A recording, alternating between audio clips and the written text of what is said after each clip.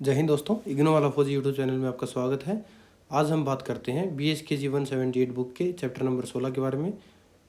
इससे पहले 15 चैप्टर की वीडियो हमें चैनल पर अपलोड कर दी है, उसको आप जाकर देख सकते हैं। हर चैप्टर एक दूसरे से कनेक्टेड है। अगर आपने चैनल को अभी तक सब्सक्राइब नहीं किया है तो चैनल को सब्सक्राइब कर दें और वीडियो को लाइक ज़रूर करें। अगर आपको इग्नो से रिलेटेड किसी भी सब्जेक्ट की असाइनमेंट की PDF चाहिए तो आप दिए गए नंबर पर व्हाट्सअप मैसेज करके आप PDF प्राप्त कर सकते हैं। PDF एक नंबर की क्वालिटी की मिलेगी, जिससे आप असाइनमेंट में मैक्सिमम नंबर प्राप्त कर सकते हैं। आइए देखते हैं चैप्टर नंबर 16, जिसका नाम है सामाजिक न्यायालय। इस चैप्टर में हम क्या क्या देखेंगे वो हम आपको डिटेल में बता देता हूँ एक बार थोड़ा। इसमें देखेंगे हम शासकीय व औपचारिक संस्थाएँ। इसमें देखेंगे हम इसके विधायी कार्य जो सामाजिक न्यायालय है इसके विधायी कार्य क्या है, लोक विदिष्ट का सिद्धांत क्या है, न्यायालयों का कर्म क्या है, राज्य के नियंत्रण कैसे हैं, जो ऐसे क्या दंड का महत्व और जो क्या है इसके गुण क्या हैं, और दंड का महत्व क्या होगा, न्यायाधीशों के दोष क्या होंगे, न्यायाधीशों के गुण क्या होंगे, उनमें क्या क्या क्वालिटीज होनी चाहिए, उनके क्या क्या कर्तव्य हैं, इसके बारे में इस चैप्टर में हम डिटेल में जानेंगे।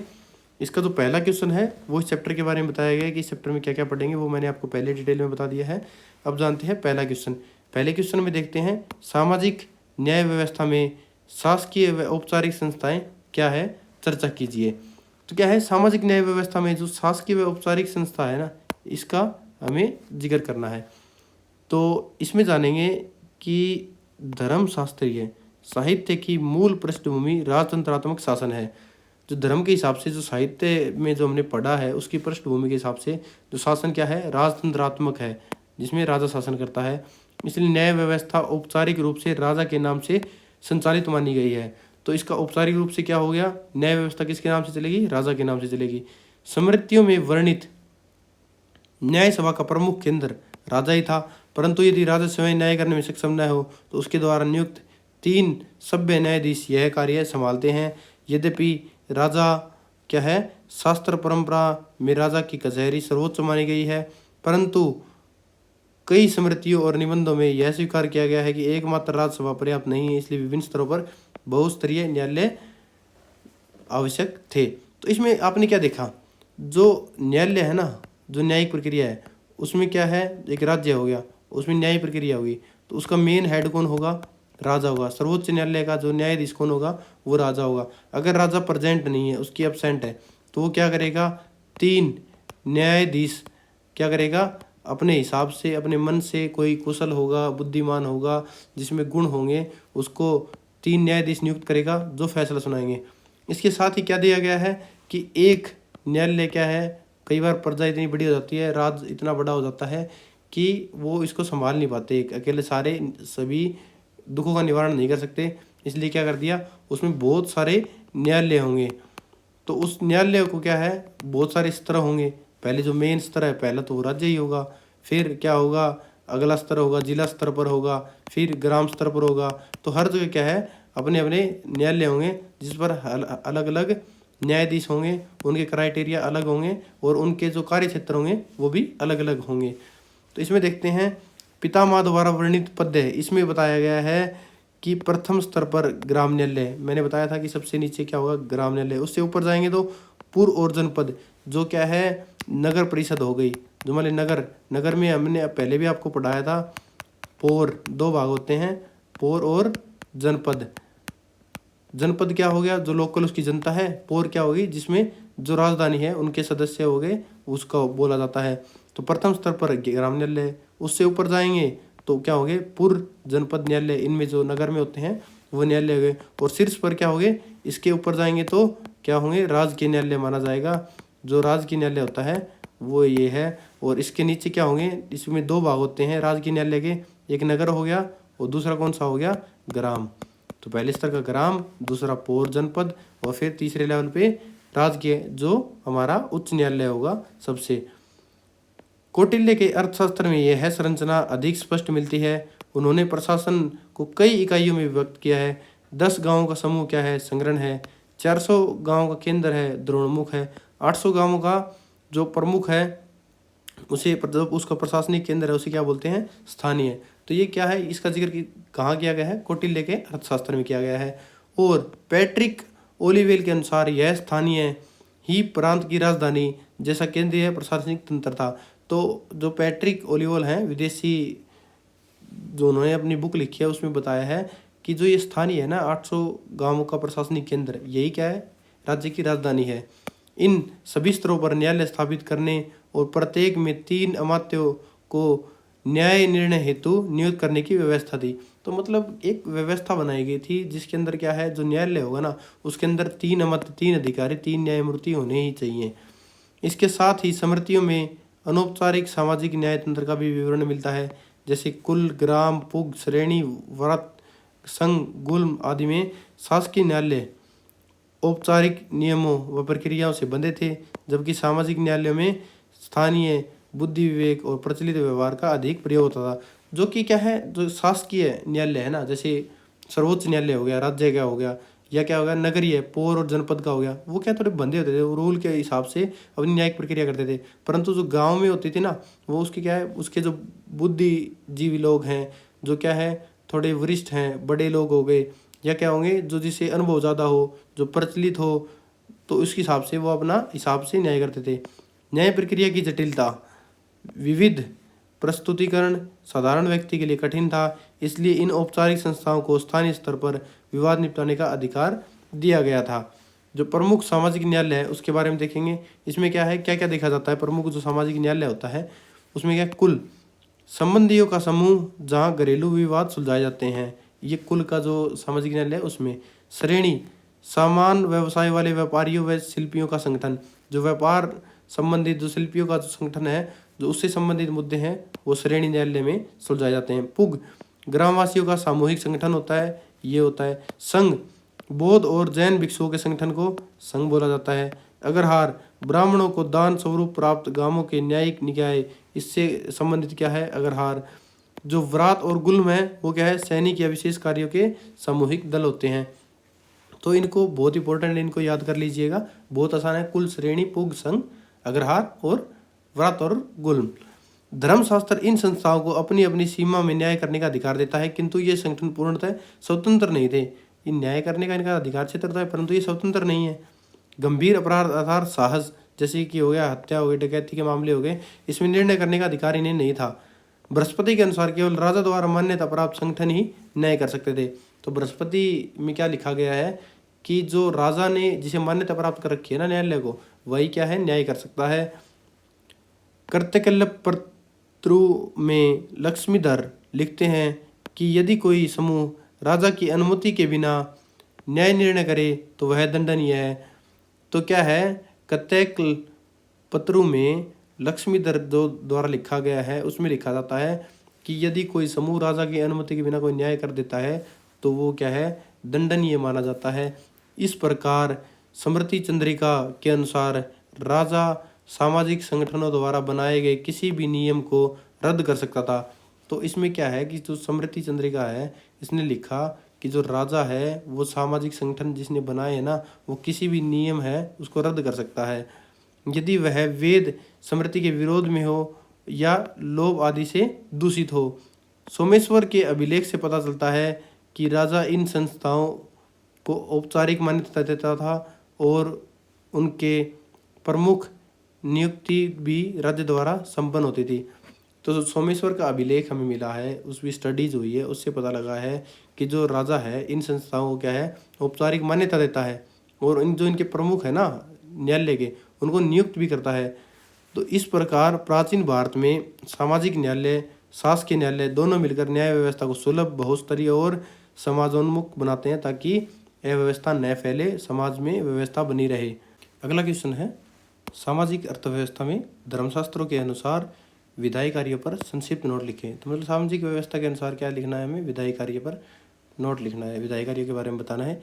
धर्मशास्त्रीय परंपरा में स्पष्ट रूप से माना गया है कि समाज के विभिन्न संगठन अपनी आवश्यकताओं के अनुसार नियम बनाने और उन्हें अपने सदस्य पर लागू करने में सक्षम थे।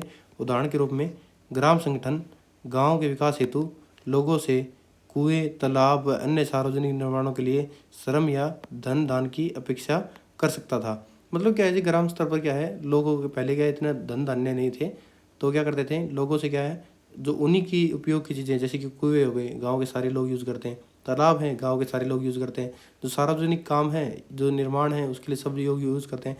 तो उनसे क्या है, या तो सहायता मांगते थे कि अब इनको काम करवाने में, तालाब खोदने में सहायता कराओ, कुएं बनवाने में सहायता कराओ, या थोड़ा बहुत धन दान की अपेक्षा करते थे। श्रेणी यह निर्धारित कर सकती थी कि वह किस वस्तु का व्यापार करेगी। सैनिक संगठन युद्ध संबंधी निर्णय लेने में स्वतंत्र थे। तो मतलब क्या है कि जो जिस चीज़ से रिलेटेड था वो उससे संबंधित निर्णय लेने में और कानून बनाने में स्वतंत्र था। इस प्रकार अग्रहारों में यह नियम बनाया जा सकता था कि ब्रह्मचारियों को गुरु दक्षिणा हेतु भिक्षा देना अनिवार्य है, अथवा आभीर समुदाय में यह तय हो सकता था कि उनके समाज में पर पुरुष पर स्त्री से संबंध अपराध की श्रेणी में नहीं आएंगे। इन उदाहरणों से यह स्पष्ट है कि सामाजिक समूहों को अपने निजी जीवन, व्यावसायिक और सामुदायिक जीवन को अपनी परंपरा व बुद्धि के अनुसार संचालित करने का अधिकार प्राप्त था। तो इसका मतलब क्या है कि जो सामाजिक समूह है उसको अपने हिसाब से, अपने फायदे के हिसाब से कानून बनाने का अधिकार था, ताकि कोई बाहरी लोग उनका नुकसान न पहुंचा सके और अपनी वृद्धि हो सके।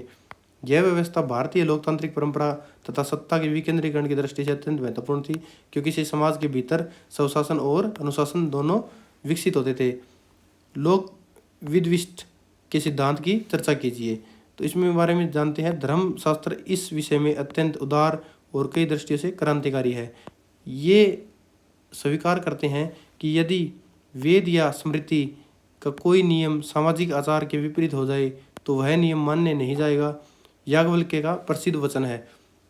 तो इसमें क्या है, माना गया है कि यदि मान लो कोई सामाजिक का नियम हो गया, समाज का हो गया, ठीक है, और एक साइड हो गया वेद हो गया, अगर इन दोनों में परस्पर क्या है, आमने सामने हो गए, तो वेद का नियम माना जाएगा और जो पर्सनल नियम है वो नहीं मान्य होगा। अर्थात कोई भी धर्मसंगत नियम समाज को अप्रिय, कष्टकारी लगे तो वह श्रवणदायक नहीं होगा और उसका पालन भी नहीं किया जाना चाहिए।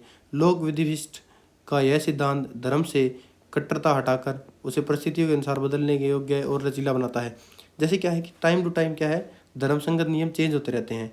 कई बार क्या लगता है कि कई धर्मसंगत नियम क्या है, लोगों के लिए ठीक नहीं होते, परंतु क्या ठीक तो लगते हैं परंतु उनके लिए अनुकूल नहीं होते, तो वो उनको क्या है, उसका पालन नहीं किया जाना चाहिए। और यह सिद्धांत क्या है, इसका सिद्धांत क्या बताता है, इसी कट्टरता को हटाकर परिस्थितियों के अनुकूल योग्य बनाने में इसी क्या है, लचीला बना दिया है। फिर भी धर्मशास्त्र यह स्पष्ट करते हैं कि सामूहिक, जो सामाजिक समूहों को केवल उनके व्यवहारों का संरक्षण जो समाज हितकारी हो, उसके उदाहरण क्या है, कोई श्रेणी अपने समुदायों को मिलावटी वस्तुएं बेचने के लिए बाध्य नहीं कर सकती, क्योंकि वह अपराध की श्रेणी में आता है। मतलब कोई भी श्रेणी हो, उसके सदस्य को क्या है, मिलावटी वस्तुएं नहीं बेचने देगी, ना खरीदने देगी। इस प्रकार कोई जाति सामाजिक आचार के नाम पर चोरी डकैती जैसे अपराध को वैध नहीं ठहरा सकता, उसे वैध नहीं मान सकता। इसलिए धर्मशास्त्र ने राजा को यह अधिकार दिया है कि वह हानिकारक और कुसंगत,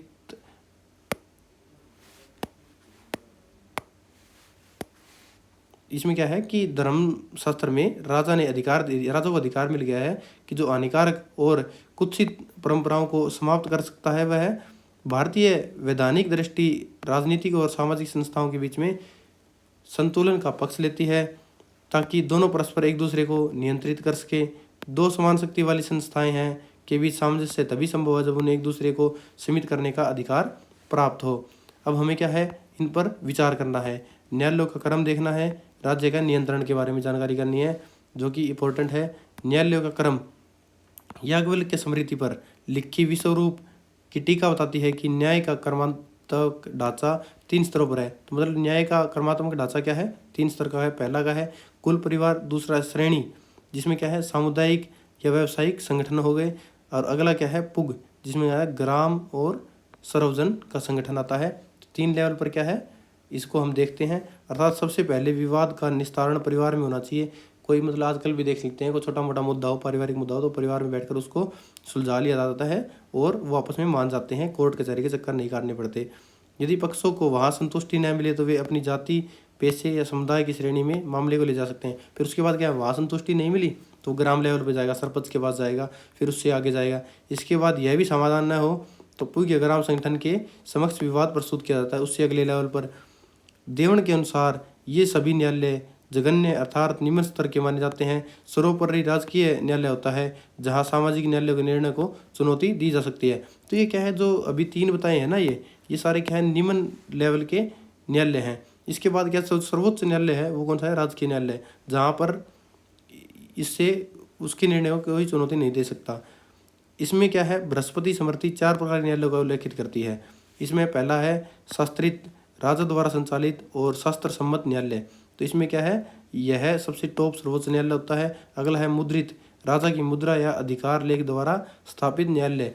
इससे अगला है प्रतिष्ठित, ये वे न्यायालय हैं जिन्हें वादी या प्रतिवादी मिलकर नियुक्त करते हैं, इसे बोलते हैं प्रतिष्ठित।